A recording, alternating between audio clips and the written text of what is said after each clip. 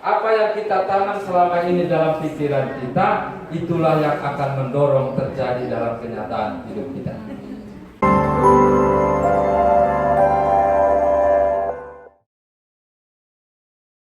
Hukum daya tarik itu begini bunyinya. Apa yang terjadi pada hidup kita akan ditentukan atau akan sesuai dengan apa yang kita tarik masuk ke dalam diri kita. Alat penariknya apa? Pertama pikiran, kedua hati, ketiga ucapan. Apa yang terjadi pada hidup kita akan sesuai dengan apa yang kita tarik masuk ke dalam diri kita. Alat penariknya apa? Pertama pikiran, kedua hati, ketiga ucapan. Contoh, kalau saya senyum kepada Anda, apa yang Anda lakukan? Senyum? Paham maksudnya? Saya menarik senyum masuk kepada diri saya dengan senyum yang saya lakukan. Kalau saya menolong Anda, kira-kira Anda satu waktu berkenan nggak menolong saya?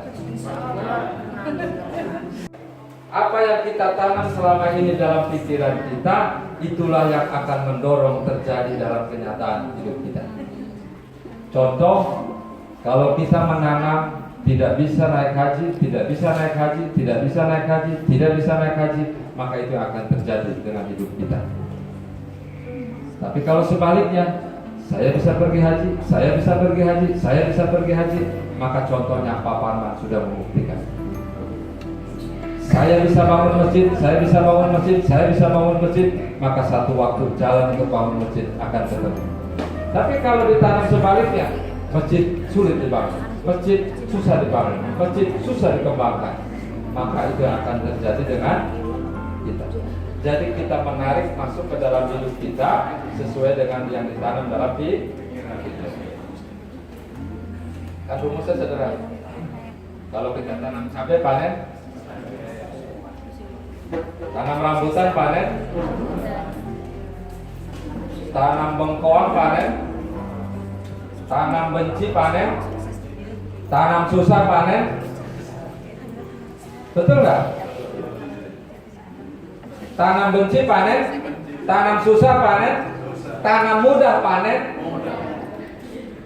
Jadi hidup kita tergantung pada apa yang ditanam, maka itulah yang akan kita panen. Ditanamnya di mana? Pertama di pikiran kita, kedua di hati kita, dan yang ketiga di ucapan kita. Nah, banyak orang mengabaikan rahasia ini, tetapi anehnya dia menikmati itu sebagai bagian dari hidup, tapi kemudian di belakangnya dia mengeluh melulu. Dia pengen bayar hutang, tapi pikirannya menolak bayar hutang.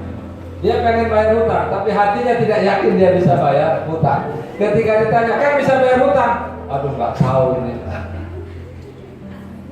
Kalau dia impiannya jelas, saya pengen bayar hutang, maka isi pikiran ketika dicek bisa bayar hutang.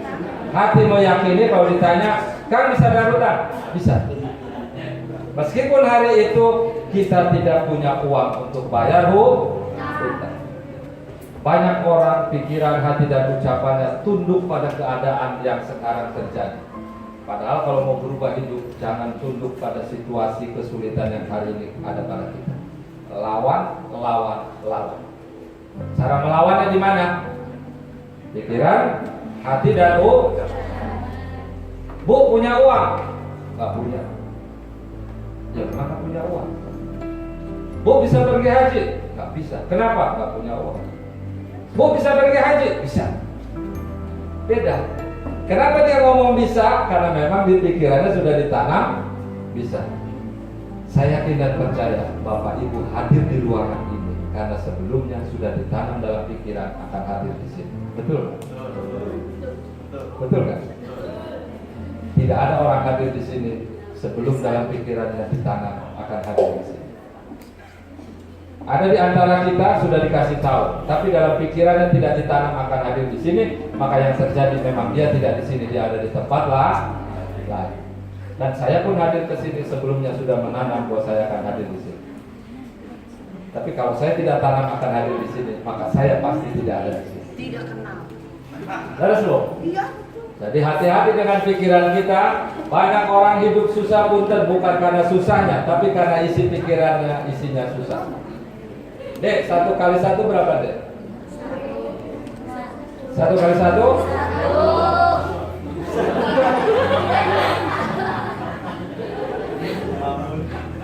3 kali 3 berapa? 10 tambah 2? 100 kali 7? 5 pangkat 5?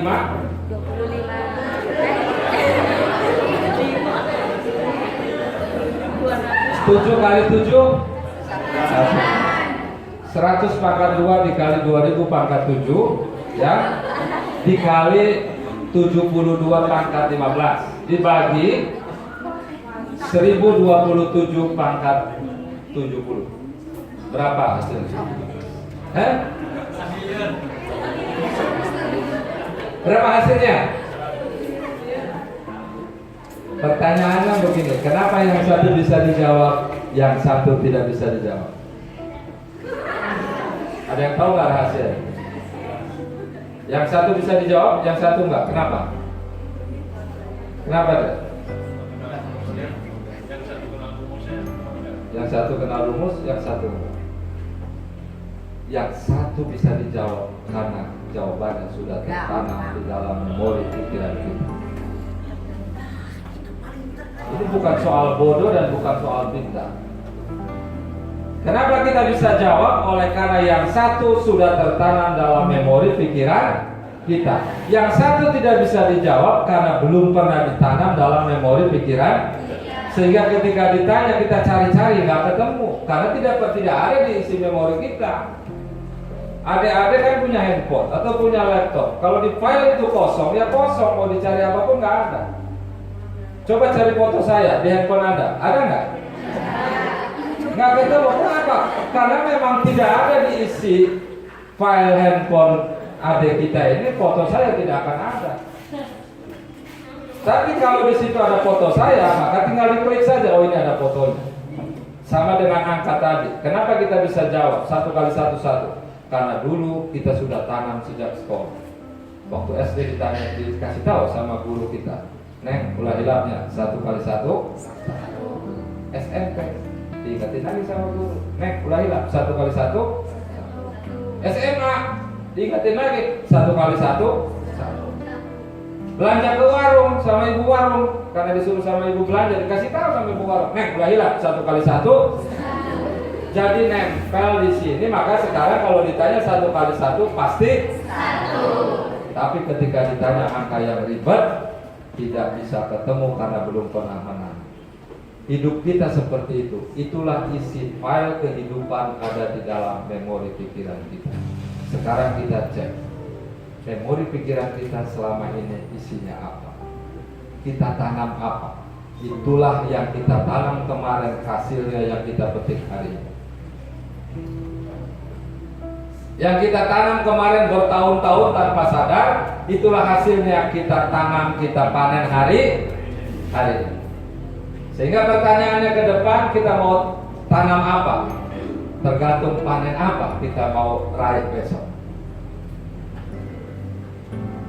Nah, banyak orang sering mengabaikan teknik ini, tetapi sesungguhnya itulah hidup yang sesungguhnya kita jalani. Kalau nggak punya duit, soal biasa. Banyak orang di luar sana juga nggak punya duit sama dengan kita. Banyak orang tidak bisa sekolah banyak di luar sana.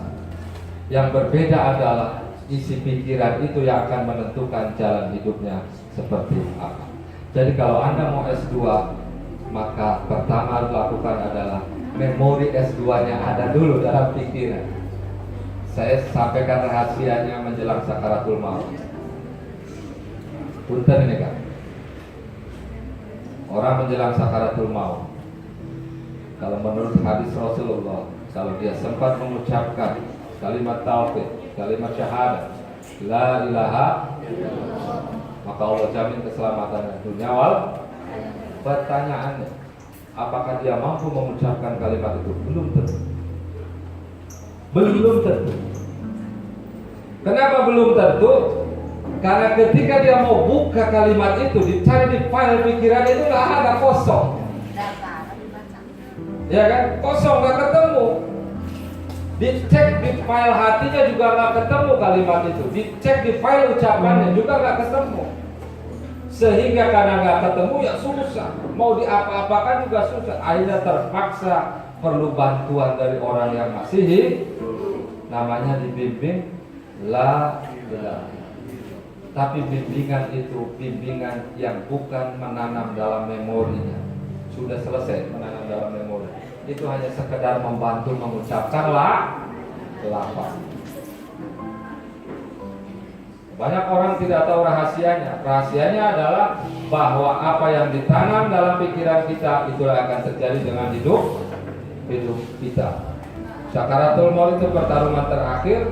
Kalau dalam memori tidak ada kalimat syahadat, ya jangan berharap nanti menjelang sakaratul maut mampu mengucapkan itu. Tidak ada rumusnya. Sama dengan Pak Bapak nggak bisa naik haji, karena kalau dalam memori pikirannya tidak ada haji.